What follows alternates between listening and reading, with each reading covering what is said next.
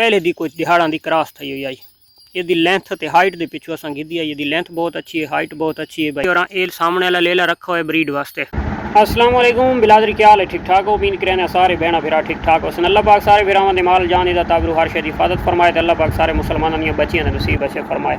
अच्छा जनाब, असा एक भेड़ परचेज की आई सराय माजर वाली मंडी तो उसकी आई प्रोडक्ट वो जड़ा 2-4 दोस्त मैनू मैसेज किए वीडियो के थले बल्कि कमेंट्स किए कुछ दिन अरसा पहले कि यार दमान अपना कजला और मुंदरे की आपस के अगर क्रॉसिंग की वजे तो उन्होंने जी ब्रीड आसी तो वो किस तरह की आसी।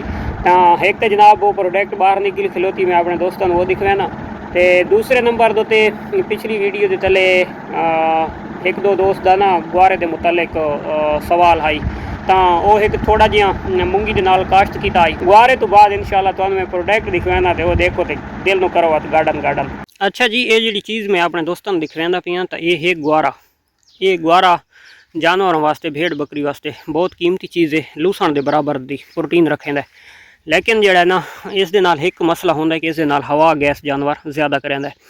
ये गुआरे दी दो इकसाम होंदी है, एक गुआरी होंदी है, एक गुआरा होंदा है। एक समझो देसी तो एक वलैती। जेड़े वलैती होंदी है हर मौसम दे फली चाहिए है, वह मोटा नाड़ होंदा है, सीधी तंद करेंदा तो गुच्छा नाल फलियां चाहिए। ये सादा देसी गुआरा है।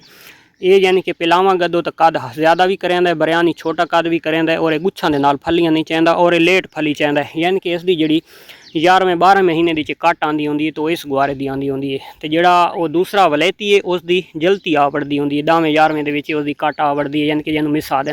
ये असा मूंगी काश्त की आई परले पास हुई 4 कनाल, उस दाना दाना सट्टा से तो नज़र आता पे उसी अगर कप के खड़े ही रहने। तो ये मूंगी के नाल काश्त की आई। ये जनाब हुण असां इसनूं कपना शुरू कर गए सां। इस अजे तक फल तो कोनी चाया, लेकिन किथाई ना ये बूर चाहिए पी है, ये फली बनाने वाला। लेकिन फली बनाने तो इसनूं टाइम है। मैं इस वजह तो कोशिश की है कि ये थोड़ी फली बनावे। फली जिस टाइम बनी खलोती हो तो वत गुआरा सब्ज कुतर के अगर माल नूं घत्तो तो बहुत ज़बरदस्त चीज़ है।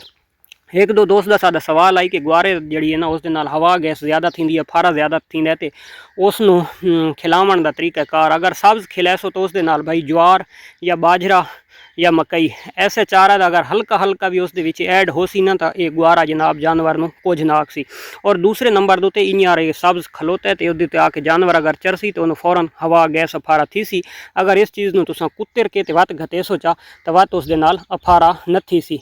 तो शुरू के अगर एहतियातन वास्ते तो तुसा उस दूसरा चारा हल्का फुल्का भावें के एक खाले बनने वाली जड़ी बूटियां भी थोड़ियां बहु नार लै सोचा तो तुहाडे जानवर नूं हवा गैस या फारा न करे सी। ते जो अगर 2-4 दिहाड़े खा गए सी तो वत इं डरैक के कुतर के घतेंदे रसो तो उस जानवर नूं कुछ नहीं आता। पहले एहतियात वास्ते यानी कि तुसा नाल कोई ना कोई चारा होर ऐड करना है, वरना जड़ा तो इसनूं सब्ज नूं खलोते हुए आके चरन तो हवा गैस अफारा थींदा है। अगर इसनूं कुतर के घत्तो तो हवा गैस अफारा नहीं थींदा।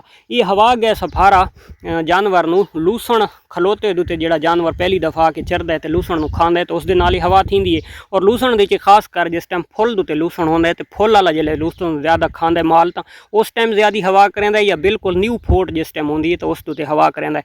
अगर लूसण कुतर के घतेंदे तो उस कोई हवा नहीं थी।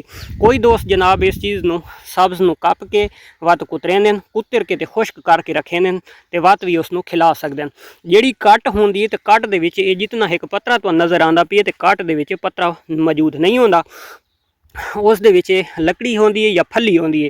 तो अगर तुस सब्ज इसनूं कुतर के रखे सो लेट आला तो उस फली भी ऐड थी वेंदी है और उस जितना एक पत्रा होंदा है तो पत्रा भी मौजूद होंदा है। वैसे जड़ा तो जंतर या इसनूं लोग तैयार करके तो इस वजह तो भी यानी कि पकैंदे कि इसका पत्रा जमीन गिर वैंदा है तो जमीन की अगली औसत जी होंदी है तो फसल अच्छा थी वैंदा है।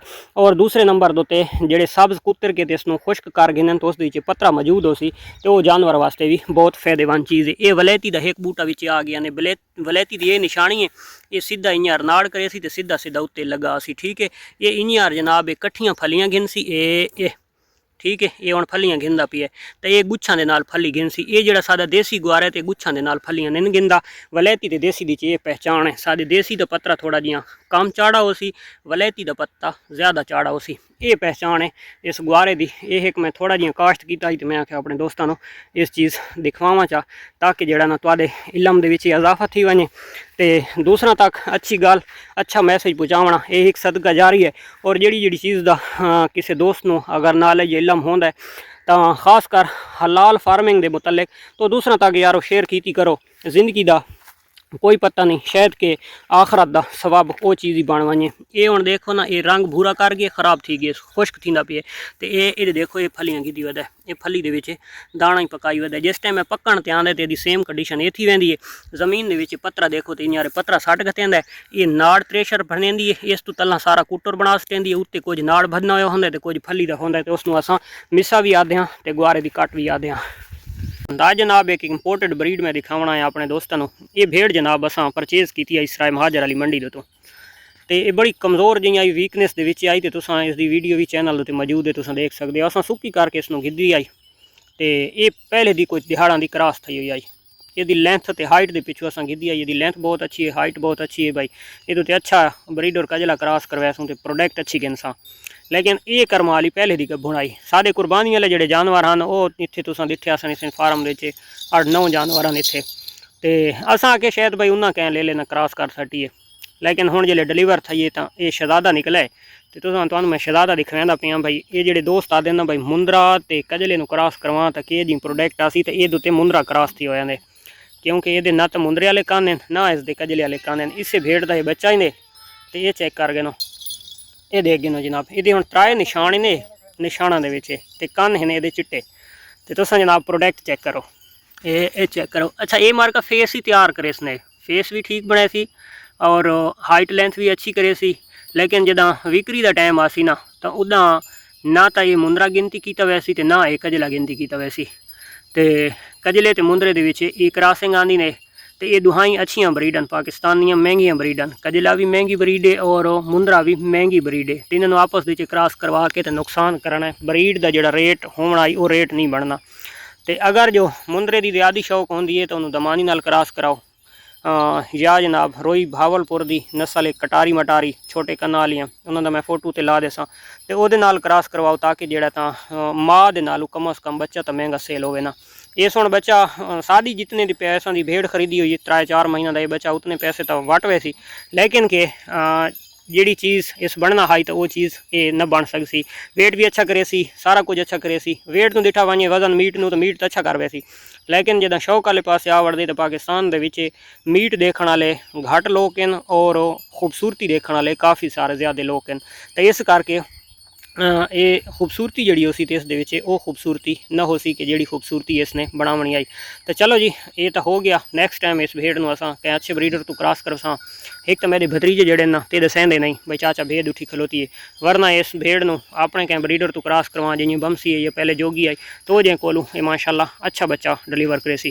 तो एक ले ली होर है माशाल्लाह ये देखो ना चर के आई तो काफ़ी सारी तलखी करनियाँ पाइयां खिंचियां नहीं भेड़ा माशाल्लाह। हुण जनाब भतरीजी और एल सामने वाला लेला रखा हुआ ब्रीड वास्ते।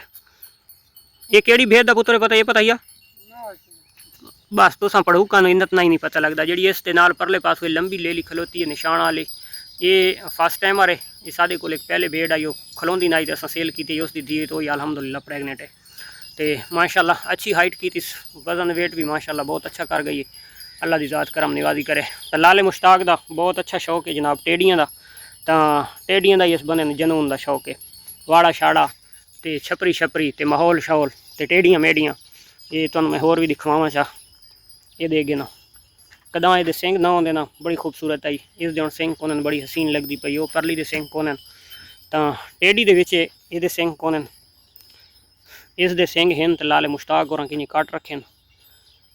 तो चलो जी ये टोटल जोड़ा रेवड़ है तो ये ज़्यादातर सिर्फ ग्रेजिंग के लाते तो कि मिसा शिसा नज़र ना आसी कहीं पासों सर्दियों का स्टाक कट्ठा करें मूंगियां का या गुआरा शुआरा का तो अपना यानी कि गुजरान चला वैन वरना जोड़ा तो इन्हों का साल के 12 महीने चरावनियाँ इन्हें बहुत जरूरी होंदियां। मिल्क नूं ये लोग ज़्यादातर ना मिल्क नूं तरजीह देने और कन छोटे नूं तरजीह देने क्योंकि इन्हें साल के 12 महीने चरावनियाँ होंदियां तो इस करके उस माहौल दूँ तो ये बच्चा जो खीरा है 7-8 महीनों का है कुर्बानी दे छोटा जिहा वड्डा आई तो ये हुण माशाल्लाह अगां क्रॉस करे सी तो इसकी प्रोडक्ट गिन सन क्योंकि इन्होंने वधे कन्ना दी और खास कर जिन्हें इस छतरी का कान है ना ये लाड़ा कान इसनों सदेने ने खिंची तो इन यार घुट्टा होया कान दी ज़्यादातर शौक करें कि जिन्हें कान होंदा है थली का तो ये उस चीज़ में ज़्यादा तरजीह देने और खास कर जी थली है वो ग्रेजिंग वास्ते अच्छी ब्रीड है क्योंकि ये गर्मी के नाल भिड़न की कुवत बहुत ज़्यादा है और लंबा सफ़र ही डेली का ये कर सकती है यानी कि टुरन वास्ते भी तरक्की भेड़ होंगी है जिन्हें सामने थली खलोती है ये इसके घर की छतरी है इसकी माँ जी आँदी आई तो